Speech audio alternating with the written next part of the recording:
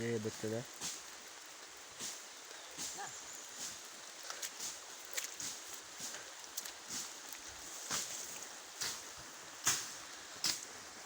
Yan, dito kami kay Boss Andoy.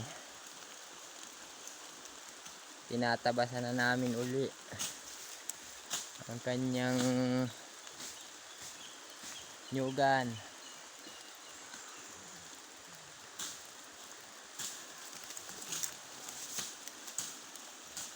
Ayan po si Boss Amon. Gulukad. Naroon po sila sa bundok. Yung apat.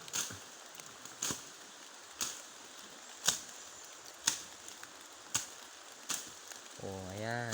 Shout out naman yan kay Boss Andoy. Hawa na muli ang kanyang nyugan dito sa bundok, sa kanyang bianan.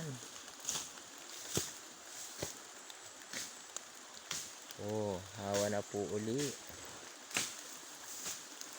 Yan po ang aming pahingahan. Namin pong ina-stayin pag nagatanghalian. Ilan po? Marami.